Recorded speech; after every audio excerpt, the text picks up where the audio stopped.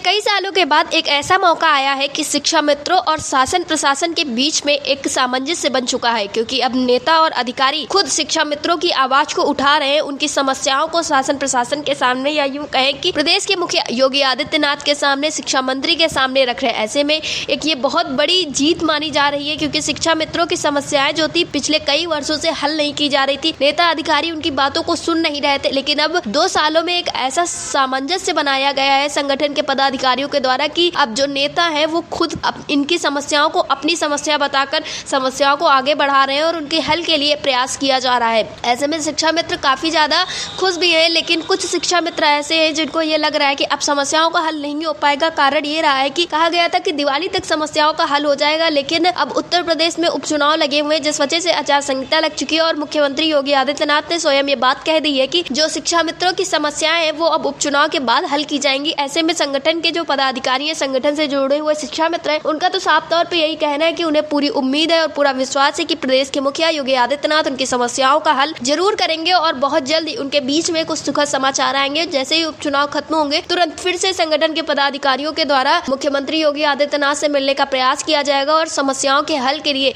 एक बार फिर से प्रयास किया जाएगा, जिससे जल्द से जल्द शिक्षा मित्रों की समस्याओं का हल हो सके और शिक्षा मित्रों की जीवन में भी खुशी आ सके। ज्यादा जानकारी देते हुए ब्रिजेश पांडे ने क्या कुछ कहा, आप भी सुनिए।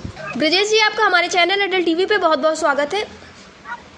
जी मैडम। ब्रजेश जी, जैसा कि देखा गया है कि एक बार कहा गया था कि शिक्षा मित्रों को दिवाली तक खुशखबरियां मिल जाएंगी, समस्याओं का हल होते हुए नजर आएगा, लेकिन मुख्यमंत्री योगी आदित्यनाथ ने अब स्वयं ये बात कह दी है कि जो चीजें होंगी वो उपचुनाव के बाद होंगी। तो इसमें आपका क्या कुछ कहना है? जी मैडम, उम्मीद पे पूरी दुनिया टिकी है, हम लोग भी उसी उम्मीद पे टिके हैं और शिक्षा मित्र उम्मीद पर ही 2001 से काम कर रहा है जी। और मुझे इस बार ये उम्मीद है कि आदरणीय योगी जी हम लोग के लिए बहुत अच्छा करने जा रहे हैं जी। ब्रिजेश जी, इसके बाद देखा गया जब से ये बात सामने निकल कर आई है कि उपचुनाव के बाद अब समस्याओं का हल होगा, तो ये जो शिक्षा मित्र है, आम शिक्षा मित्र है, क्योंकि आप लोग लगातार संगठन के पदाधिकारी रहे, संगठन से जुड़े रहे, तो आप लोगों को कहीं ना कहीं चीज़ें पता है, लेकिन जो आम शिक्षा मित्र हैं जिनको बस खबरों के जरिए चीज़ें पता चलती हैं, उनके बीच में बड़ी असमंजस की स्थिति बन गई है, क्योंकि उनको अब ये लगने लगा है कि अब कुछ नहीं होगा। ऐसे लगातार शिक्षा मित्र कहते भी रहते कि अब हमारा कुछ नहीं होने वाला है। तो ऐसे में आप उन शिक्षा मित्र साथियों को क्या संदेश देना चाहेंगे? जी मैडम, मैं पूरे प्रदेश के शिक्षा मित्रों को ये संदेश देना चाहूंगा कि आप लोग धैर्य बनाए रखें। इस बार शिक्षा मित्रों के लिए बहुत अच्छा होने वाला है जी। और इसी के साथ दिनों दिन हम लोगों का अच्छा होगा जी।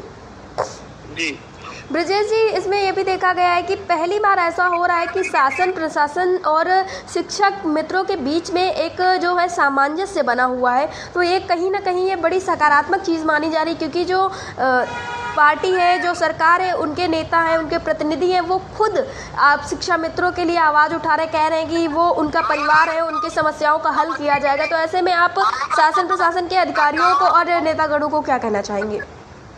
जी मैडम, जो हम लोगों के सरकार से, शासन से जो दूरियां थी जी, हम लोगों का शासन में कोई सुनने वाला नहीं था जी, क्योंकि जब पार्टी से हम लोगों का इस तरह का विरोध चला 7 साल, विरोध के बाद हम लोगों को लगा कि विरोध करने से कुछ होने वाला नहीं है, तो हम लोगों ने 2 साल पूर्व से सामंजस्य बैठाना शुरू किया सरकार के साथ। वो सामंजस्य 2 साल से लगातार चलता रहा जी। अब ये स्थिति बन गई है कि अब अधिकारी भी सुनने लगे हैं और सरकार भी हमारी बातें सुन रही है, तो इसलिए हम लोग ये लग रहा है कि अब हम लोगों के साथ बहुत अच्छा होने वाला है जी। ब्रजेश जी, आगे की रणनीति क्या होगी आप लोगों की? आगे रणनीति चुनाव, जैसे कि कार्यक्रम चुनाव आचार संहिता लग गई है जी, इसमें हम लोग अधिकारियों से बीच बीच में मिलते रहेंगे जी। हम लोगों के पत्रावलियों पे जो भी काम होने हैं हो जाए जी। और चुनाव आचार संहिता के जस्ट बाद जी आदरणीय मुख्यमंत्री जी से फिर मिलने का कार्यक्रम लिया जाएगा जी, जिससे हम लोगों का काम जो है आचार संहिता लगने खत्म होने के जस्ट बाद हो जाए जी। ब्रजेश जी, अटल टीवी से जुड़ने के लिए बहुत बहुत धन्यवाद। आपको भी धन्यवाद।